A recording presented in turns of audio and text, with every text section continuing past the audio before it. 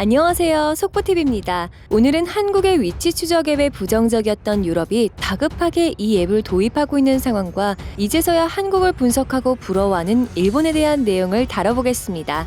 한국산 의료물품을 구입하고 싶다는 요청이 전 세계에서 쇄도하는 가운데 자가대기 안전보호 앱 등 소프트웨어 기술에 대한 협력 요청도 이어지고 있습니다. 그동안 유럽과 전 세계는 한국의 위치 추적 활용 앱에 대해서만큼은 사생활 침해 여지가 있는 만큼 수용할 수 없다는 자세였지만 상황이 급속도로 안 좋아지자 언제 그랬냐는 듯 속속 한국 정부에 기술 요청을 하는 국가들이 늘어나고 있는 상황입니다. 4일 외교부에 따르면 최근 싱가포르가 한국 특별 입국 절차 시 사용하는 자가대기 안전보호 앱과 관련한 기술 협력을 요청했다고 전했습니다.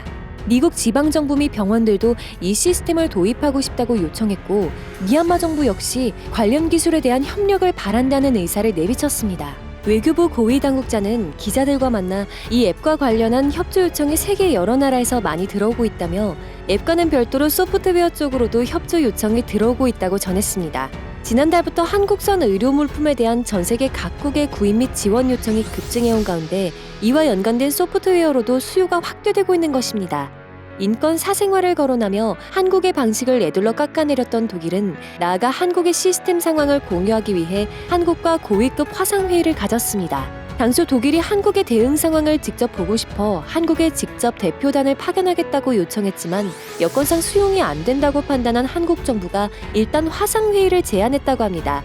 회의에 앞서 독일 측은 상당한 분량의 사전 질문지를 한국 측에 전달하기도 했는데 사전 질문지엔 표본 검사, 행정관리, IT 지원 앱, 사회적 거리두기, 출입국 관리 등 전 분야를 망라한 내용이 포함돼 있었습니다. 당국자는 독일은 안정적으로 관리되고 있지만 환자가 많이 늘고 있어 한국의 경험과 상황을 직접 듣고 싶어 했다며 올해 하반기에 유럽연합 의장국인 독일이 유럽 전체의 대응을 염두에 두며 한국의 경험을 듣고자 하는 것 같다고 전했습니다. 이에 메르켈 총리는 앱이 개발되면 본인 또한 먼저 설치하겠다며 기자회견에서 밝혔습니다.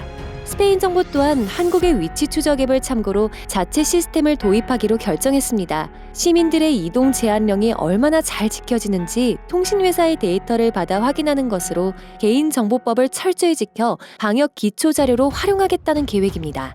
유럽에서 가장 상황이 안 좋은 이탈리아 역시 앱 개발에 착수했으며 프랑스 역시 언론 및 의료진들에 의해 한국 앱과 같은 시스템을 적극 도입해야 한다는 목소리가 높아지고 있습니다.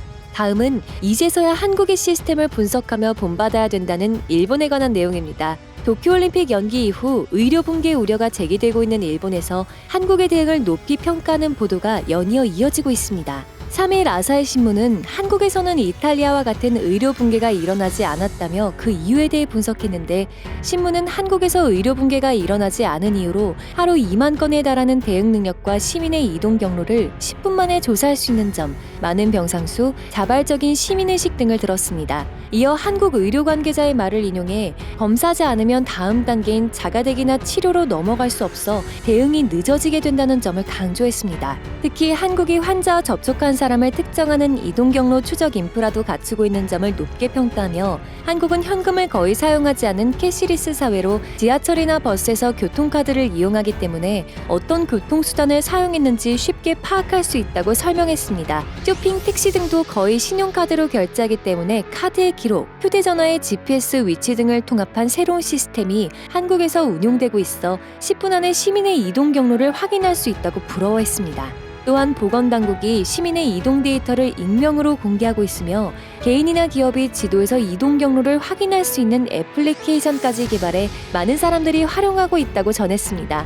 한국의 의료 인프라에 대해서도 높이 평가했습니다.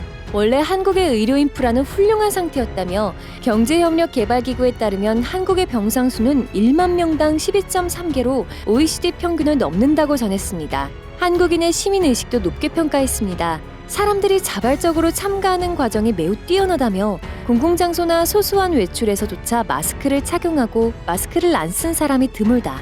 미국, 유럽같이 당국에 따른 외출 금지가 내려지지 않았으나 사람들은 자조적으로 외출을 자제하고 있다고 분석했습니다.